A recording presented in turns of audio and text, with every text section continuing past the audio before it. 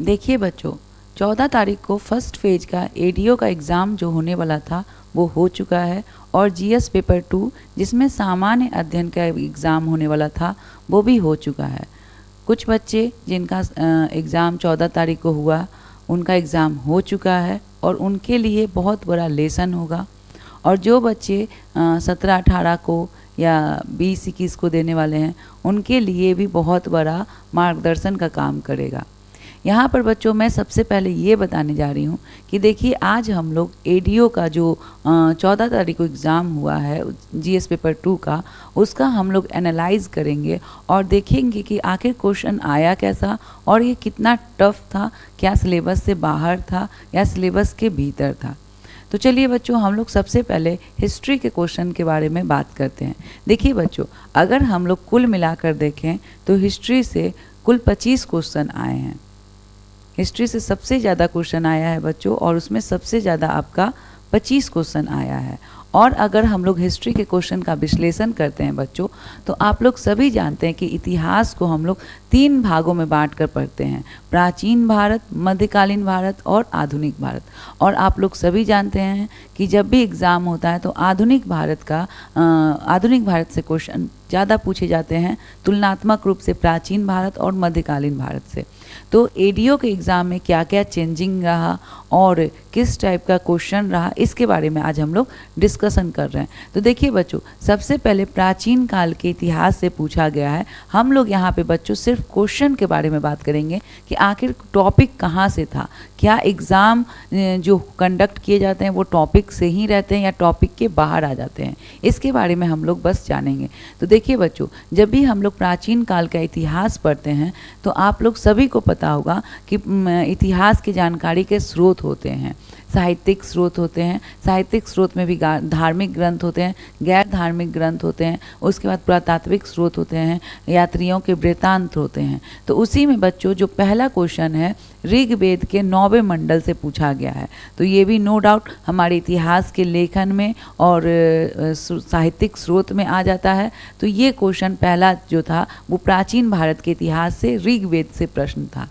इसके बाद बच्चों दूसरा क्वेश्चन जो था वो हड़प्पा काल से प्रश्न था। और हड़प्पा काल में भी बच्चों यहाँ पे पूछा जा रहा है कि हड़प्पा काल में जो समाधान किया जाता था, मतलब जो मृत हो जाते हैं व्यक्ति, तो उनको किस प्रकार से समाधान की प्रक्रिया प्रचलित थी। क्या पूरी तरीके से सबको जला दिया जाता था या फिर उसको गाड़ दिया जाता था या फिर पहले कुछ जानवरों को खाने के लिए छोड़ दिया जाता था और फिर बचा हुआ जो अवशेष बचते थे उनको मिट्टी में गाड़ दिया जाता था। तो बच्चों ये तीनों प्रचलित थे और इस तरीके से प्राचीन काल से हड़प्पा का आता है। उसके बाद बच्चों भंडागारिक, सुवर्ण, करसापन, कारकोट, ये सब बच्चों जो 5 क्वेश्चन हैं ये सभी लगभग आपके प्राचीन काल के इतिहास से ही प्रश्न पूछे गए हैं। और देखिए बच्चों, यहाँ पे प्राचीन भारत के इतिहास से पूछे गए हैं, ये तो हमें समझ में आ रहा है। यहाँ पे प्रॉब्लम क्या हुआ बच्चों कि ये सब जो भी प्रश्न थे वो काफ़ी विश्लेषणात्मक थे। ऐसा नहीं था कि आपको डायरेक्ट हड़प्पा सभ्यता के मोहनजोदड़ो प्लेस के बारे में पूछा जा रहा है कि वो कहाँ था या फिर कालीबंगा कहाँ है, ये नहीं पूछा गया बच्चों। उसमें अगर आप थोड़ी सी गहराई से पढ़ाई नहीं किए होंगे तो आप नहीं बना पाएंगे, लेकिन अगर थोड़ा सा स्तरीय पढ़ाई कर लिए होंगे तो आपके लिए ये सारे क्वेश्चन काफ़ी ईजी थे। तो चलिए बच्चों, हम लोग 5 क्वेश्चन प्राचीन काल के प्राचीन भारतीय इतिहास के देखें। इसके बाद बच्चों देखिए कर्पूर मंजरी भी जो है वो पुस्तक है और उससे भी पूछा गया है। गहलोत और सिसोदिया, कर्पूर मंजरी आपका प्राचीन में ही आ जाएगा। सिसोदिया और गहलोत जो होते हैं बच्चों, जो मेवाड़ वंश जो था उसमें आ जाता है। और अकबर, ये दोनों बच्चों हम लोग मध्यकाल में पढ़ते हैं। तो मध्यकाल से भी 2 क्वेश्चन था। और अकबर वाला तो जो प्रश्न था बच्चों वो आप थोड़ा सा एलिमिनेट करना अगर सीख जाएं कि जैसे टोडरमल, तो टोडरमल तो हमेशा वित्त मंत्री रहा है तो उसमें कुछ और ऑप्शन दिए हुए था। रहीम, तो रहीम भी कवि ही थे और उसमें कुछ और ऑप्शन दिए हुए था, तो आप ये क्वेश्चन भी बना लेते हैं। ये देखिए बच्चों, ये पूरा जो क्वेश्चन था इसमें बस एलिमिनेशन जिसे करने आता होगा और थोड़ा बहुत स्तरीय पढ़ाई किए रहते हैं तो उनके लिए बहुत अच्छा गया होगा एग्ज़ाम। बाकी हम लोग अभी डिस्कस करते हैं।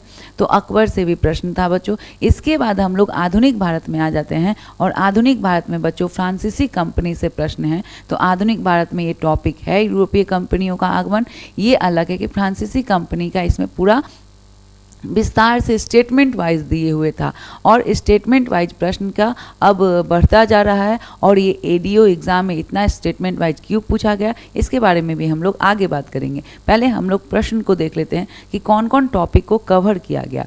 तो फ्रांसीसी कंपनी के बारे में पूछा गया। इसके बाद बच्चों आप लोग सभी जानते हैं कि भारत के गवर्नर जनरल बने थे डलहौजी। तो डलहौजी से 2 प्रश्न संबंधित कर दिया गया। एक उसकी हड़प नीति और ये भी विश्लेषणात्मक था, ये भी स्टेटमेंट वाइज था। और दूसरा सुधार, मतलब डलहौजी ने कैसा कार्य किया, क्या सीमित करके सुधार प्रक्रिया किया या बहुत ज़्यादा करके किया। ठीक है, तो 2 क्वेश्चन उस था। उसके बाद उद्योगों का विकास का क्रम पूछ रहा था बच्चों। अब लगभग सारे प्रश्न ऐसे ही आते हैं। इसके बाद जमींदारी एसोसिएशन। देखिए बच्चों, मैं जब भी बच्चों को पढ़ाती हूँ ऑफलाइन क्लासेस में, तो मैं उन लोगों को कांग्रेस की स्थापना के पूर्व कुछ संस्थाएं हैं, जिसमें बंगाल में 6 संस्थाएं हैं, हमेशा उससे प्रश्न आता है। तो उसमें सबसे पहले मैं लैंड होल्डर्स सोसाइटी या फिर जमींदारी एसोसिएशन के बारे में ही पढ़ाती हूँ। और बहुत बार ये आलोचना हो जाता है कि मैम बहुत ज़्यादा पढ़ाती हैं, लेकिन बच्चों देखिए ये सबसे लगातार क्वेश्चन आ रहा है। अगर आप 71वीं बीपीएससी का भी प्रश्न देखिएगा तो उन संस्थाओं से लगातार क्वेश्चन आता है और इस बार भी आया। और ये जमींदारी एसोसिएशन से तो पूरा विश्लेषणात्मक ही दे दिया है। तो खैर अब हम लोग आगे और देखते हैं। तो ये भी आपके सिलेबस में तो रहता ही रहता है। इसके बाद है बच्चों बीडी सावरकर, विनायक दामोदर सावरकर जो अभिनव भारत संगठन बनाते हैं, उससे एक प्रश्न है। तो ये भी आपका है ही। श्वेत विद्रोह, पॉलीगर्स विद्रोह, ये सभी आपके मॉडर्न हिस्ट्री के प्रश्न थे जो आपका आया हुआ है। इसके बाद बच्चों हम लोग देखते हैं कि सत्यशोधक समाज, सत्यशोधक समाज भी आप लोगों को मॉडर्न हिस्ट्री में पढ़ना है और ये तो लगभग सभी बच्चे जानते होंगे। फिर है बच्चों जमींदारी एसोसिएशन। अच्छा, ये 2 बार लिखा गया है जमींदारी एसोसिएशन। उसके बाद चंपारण सत्याग्रह है बच्चों। फिर चंपारण सत्याग्रह ये जो है ये हमारे बिहार से जोड़कर पूछा जाता है बच्चों। सहजानंद सरस्वती के बारे में भी जब भी आप लोग बिहार का एग्ज़ाम देते हैं तो हमेशा ही इनसे प्रश्न रहता ही है। दीपंकर सृजिनाना, देखिए बच्चों ये भी प्रश्न हमारे बिहार स्पेशल से ही हैं। हम लोग इसको दीपंकर श्री ज्ञान पढ़ते हैं। हम लोग इनके बारे में पढ़ते हैं कि ये ओदंतपुरी विश्वविद्यालय से पढ़ाई किए थे और विक्रमशिला विश्वविद्यालय के ये प्राचार्य बन गए थे। तो नाम थोड़ा सा सृजिनाना लग दिया है, लेकिन श्री ज्ञान एक ही चीज़ है। ठीक है, तो ये भी आप लोग का बिहार स्पेशल से प्रश्न है। इसके बाद पटना में वेटनरी कॉलेज, ये भी आपका बिहार स्पेशल से था। पटना कॉलेज, बिहार विद्यापीठ, पटना महिला कॉलेज, और भी 2 कॉलेज थे। तो इन सभी का स्थापना वर्ष मिलाना था, जिसमें आप लोग बिहार विद्यापीठ को जानते हैं कि असहयोग आंदोलन के दौरान स्थापित किया जाता है। तो पटना महिला कॉलेज 1940, जो भी विमेंस कॉलेज समय पढ़े होंगे वो लोग सभी जानते होंगे। तो ऐसे भी ये आपके बिहार स्पेशल में इम्पॉर्टेंट है ही, हमेशा पूछा जाता है। तो ये हो गया। उसके बाद त्रिलोचन पाल, और एक जो ये क्वेश्चन था बच्चों इतिहासकार का नाम, तो वो एक स्टेटमेंट दे दिया गया था और ये थोड़ा सा टफ आप लोग कह सकते हैं, क्योंकि ये जो बहुत डेप्थ में पढ़ेंगे वही क्वेश्चन बनाएंगे। तो ओवरऑल बच्चों हम लोग ये विश्लेषण करते हैं कि हमारे जो एडीओ का एग्ज़ाम हुआ है बच्चों, उसमें लगभग 25 क्वेश्चन जो है बच्चों, उसमें जो 25 क्वेश्चन था बच्चों वो आपका हिस्ट्री से आया, जिसमें आप लोग देख सकते हैं कि 5-6 क्वेश्चन जो था, 5 क्वेश्चन आपके बिहार स्पेशल से थे। तो ये सच्चाई है बच्चों की अभी अगर 100 क्वेश्चन था तो उसमें 25 क्वेश्चन आपका हिस्ट्री का था। तो जिनका हिस्ट्री बहुत अच्छा होगा उनके लिए तो ये एग्ज़ाम जीएस पेपर 1 बहुत, जीएस पेपर 2 बहुत अच्छा गया होगा। और जो बस सतही पढ़ते होंगे, जैसे जमींदारी एसोसिएशन तो 1800 बस पढ़ लिए, सत्यशोधक समाज बस थोड़ा सा पढ़ लिए, उनके लिए तो ये काफ़ी महंगा पड़ने वाला है एग्ज़ाम, इसलिए क्योंकि सतही पढ़ने से नहीं होने वाला है बच्चों। खासकर आप ऑफिसर क्लास का निकालना चाहते हैं तो आप में ऐसा स्तरीय ज्ञान होना चाहिए, सतही नहीं होना चाहिए। तो हिस्ट्री से बच्चों 25 क्वेश्चन आया। इसके बाद बच्चों देखिए, अगर मैं एडीओ एग्ज़ाम का विश्लेषण करती हूँ तो मुझे लगता है कि सबसे ज़्यादा अगर सिंपल कोई किसी चैप्टर से आपका किसी विषय से पूछा गया तो वो आपका ज्योग्राफी था। ज्योग्राफी का लेवल बहुत डाउन था बच्चों। सिर्फ आपको हल्के फुल्के अगर कुछ चीज़ आप पढ़े हुए हैं ज्योग्राफी का तो आपका बन जाना था। तो देखिए बच्चों, भूगोल से आप लोग का कौन कौन सा प्रश्न था।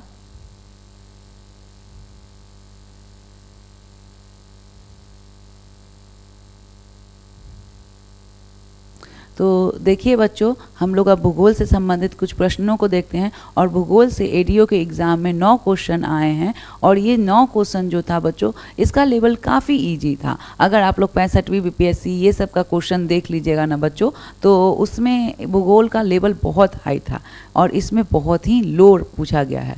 तो देखिए बच्चों, इसमें पूछा गया है भारतमाला परियोजना, जो कि आपको 71वीं बीपीएससी में भी पूछा था। इसके बाद है अनुपम झील, जो कि हमारे बिहार का एक 3 ऑप्शन था, 4 ऑप्शन था और उसमें आपको बिहार का झील बताना था। उसके बाद है कि बिहार के कुल भौगोलिक क्षेत्रफल का कितना वन क्षेत्र था, ये पूछा गया। गोवा का जलप्रपात कौन है, ये पूछा गया था, जैसे दूध सागर जो था वो। फिर भारतीय उद्योग और उसके केंद्र, मतलब एक साइड आपका उद्योग दे दिया गया था और दूसरे साइड केंद्र दिया गया था। भारत के राष्ट्रीय उद्यान, जो कि मैं अपने क्लास में बच्चों को बार बार ये सब पढ़ाती हूँ। प्राचीन पर्वत, आप लोग सभी जानते हैं, अरावली न्यूज़ में भी था ये। और ऐसे भी विश्व के प्राचीनतम पर्वत में हमारी अरावली पर्वत है। जोजिला दर्रा, क्वेश्चन काफ़ी देखने में इजी लग रहा है लेकिन उसका ऑप्शन थोड़ा सा ट्विस्टेड था। डायरेक्ट लद्दाख ना देके कश्मीर घाटी और लद्दाख था। इसके बाद है कि ये क्वेश्चन भी काफ़ी इजी था कि बिहार का कौन सा ज़िला सबसे पश्चिमी में है, और उसमें जो ऑप्शन हो रहा था बच्चों वो सिर्फ एक कैमूर ही बन रहा था। तो इस तरीके से बच्चों 25 क्वेश्चन हम लोग हिस्ट्री से देखते हैं, 9 क्वेश्चन हम लोग ज्योग्राफी से देखते हैं। और ज्योग्राफी का तो 9 क्वेश्चन बच्चों बहुत ईजी था। अगर आप लोग इसको अच्छे से पढ़े रहे होंगे तो ज़रूर बनाए होंगे। चलिए बच्चों, अब हम लोग पॉलिटी में देखते हैं क्या पॉलिटी में कौन कौन से सिलेबस है जो इसको वो टच किया है जीएस पेपर 2 में। तो देखिए बच्चों, ज्योग्राफी में सबसे पहले तो आप लोग देखिए कि उपराष्ट्रपति के बारे में पूछा गया है कि उपराष्ट्रपति का आयु क्या होता है उनके इलेक्शन के लिए। तो उपराष्ट्रपति आप लोग सभी जानते हैं, भारतीय संविधान का ये टॉपिक है। इसके बाद बच्चों मौलिक अधिकार से प्रश्न आया हुआ है कि जीवन जीने का अधिकार। आप लोग सभी जानते हैं बच्चों कि जब भी आप लोग पॉलिटी पढ़ते हैं तो मौलिक अधिकार, राज्य के नीति निर्देशक तत्व और मौलिक कर्तव्य, इसके बारे में हमेशा ही पढ़िए, इससे हमेशा ही क्वेश्चन बनते ही बनते हैं। और इसमें बच्चों देखिए यही 3 टॉपिक से 4 क्वेश्चन हैं। मौलिक अधिकार में ही बच्चों आप लोग को रीट भी आ जाता है, जो उससे भी क्वेश्चन था, और जीवन जीने के उद्देश्य था। राज्य के नीति निर्देशक तत्व और मौलिक कर्तव्य थोड़ा सा टफ हो सकता है उन बच्चों के लिए जो कि सिर्फ सतही रूप से पढ़ते होंगे, जैसे कि स्वर्ण सिंह समिति के द्वारा बनाया गया यही सब। लेकिन अगर थोड़ा सा बच्चों इसको पेशेंसली आप लोग सॉल्व करते ना तो ये भी प्रश्न काफ़ी ईजी थे। सिर्फ एक ऑप्शन को अगर आप लोग पकड़ते ना तो एलिमिनेट करके आप इसको बहुत ईजिली बना सकते थे, जो कि शिक्षा के अधिकार से जुड़ा हुआ था। तो इस तरीके से बच्चों 5 क्वेश्चन था। इसके बाद पंचायत से बच्चों हमेशा ही क्वेश्चन रहता है, तो पंचायत का था। और पंचायत के अंतर्गत पेशा, तो हाँ ये मान सकते हैं कि ये बहुत बच्चे नहीं भी पढ़ेंगे, तो इसे एक क्वेश्चन को हम लोग हटा भी सकते हैं कि चलिए वो छूट सकता था। इसके बाद बच्चों राष्ट्रीय दल की मान्यता, ये सब भी बच्चों हमारे सिलेबस में है और ये पढ़ना ही होता है, तो ये क्वेश्चन आया। इसके बाद अंग्रेजी भाषा का प्रयोग जो हम लोग करते हैं ये किस अनुच्छेद के अंतर्गत किया जाता है, ये प्रश्न था। तो इस प्रकार बच्चों हम लोग भारतीय संविधान, या हम लोग बोले कि पॉलिटी से कितने प्रश्न आए, तो पॉलिटी से 9 प्रश्न आए थे। तो 9 प्रश्न ज्योग्राफी से, 9 प्रश्न पॉलिटी से और 25 क्वेश्चन हिस्ट्री से आए थे बच्चों। तो सोचिए आपका बेसिक से कितना क्वेश्चन आया था। इसके बाद बच्चों हम लोग अगर बायो की बात करते हैं कि बायो से कितने प्रश्न आए हैं, तो बच्चों देखिए बायो में आपका बॉटनी भी हो जाता है, तो इसलिए उसमें बच्चों थोड़ा सा क्वेश्चन का लेवल ज़्यादा हो जाता है।